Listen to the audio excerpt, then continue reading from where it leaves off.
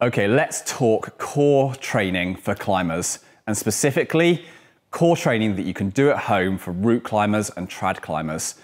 Now, before I get started with this workout video and come along with these follow-along exercises, I want to point out that always it's important to warm up before you get going with this. So do a warm up before we get going on these exercises.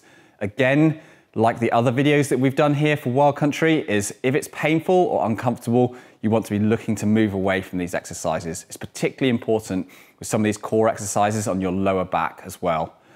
Always load slowly. So if you're going to do 2 of these in a week, don't suddenly go to 5 a week the next week. Go 2 a week, 3 a week, 4 a week, just slowly building up over a period of weeks.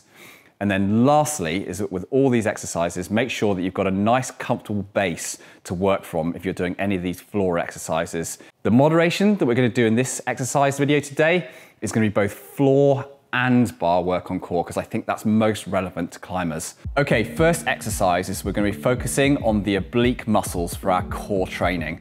Now the way we're going to do this is we're going to do a side plank on the floor. So what we're going to do is set up so that our feet are either matched at one end and on top of each other, or we can do a slightly crossed over position, whatever feels most comfortable and stable for you. And then we're going to rest on top of our elbow. And from this position here is we're going to lift our hip off the floor and we're going to tense down the side of our body. And you'll notice there's a fair amount of stability and strain that's also required on the shoulder on this one here. So really find a nice comfortable position for this. And we're looking to hold this for 30 seconds. If you'd like to moderate and make this a little bit harder, you can also do some raises in that position, just working a little bit harder. We're gonna do 30 seconds, and then we're gonna swap over and come to the other side. So again, finding a nice stable position for those feet, whichever works best for you. Onto the elbow, shoulder engaged, hips up, nice straight position with the body, and then holding that 30 seconds all the way through. For exercise 2, seeing as we're on the floor already, what we're going to do is just flip it over, and we're now going to work on the muscles down our back. A lot of climbers forget to train also this part of their core. They always think of it as being their abs at the front, but in fact our core is all the way around our torso. So we're going to move over onto our front, and some people call this a skydiver position, others will call this a Superman position. And from here is we're going to lay with our front with our hands beside our sides, and we're going to lift those up so that our elbows and shoulders come off the ground, and at the same time we're going to bring off our chest and our legs at the same time, contracting our lower back. So really feel this in the middle to lower part of our back. If you find this exercise quite hard, it's just to come down, rest for 5 seconds, and then again come up and hold that position.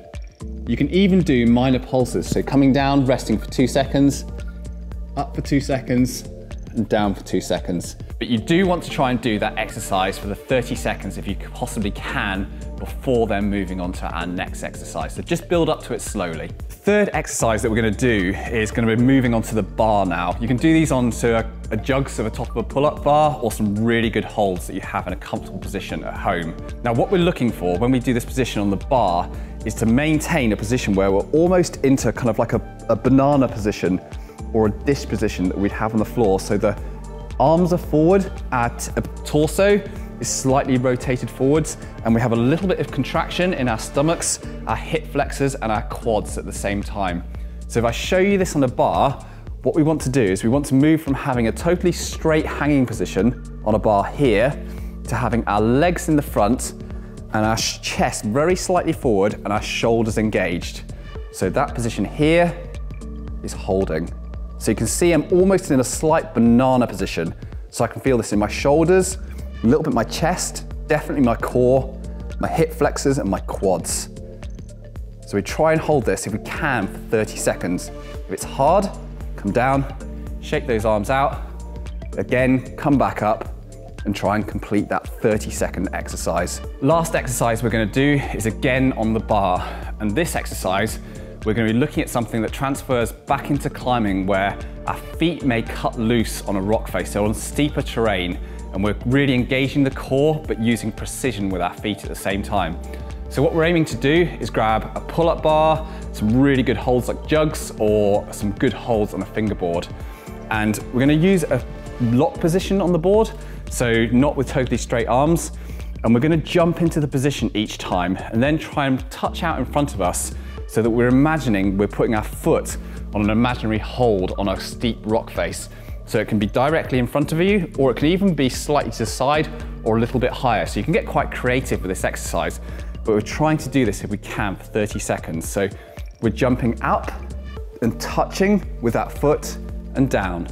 Then we're jumping up, touching with that foot and down. Try and do this in as controlled manner as possible. So really delicate. Touch, back down.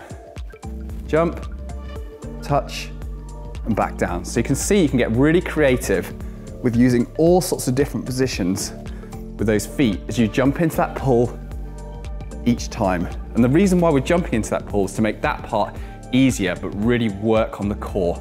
So go for as slow as possible and really try and work on that precision element. That's our fourth exercise. So that's a complete round of exercise you can do for the core.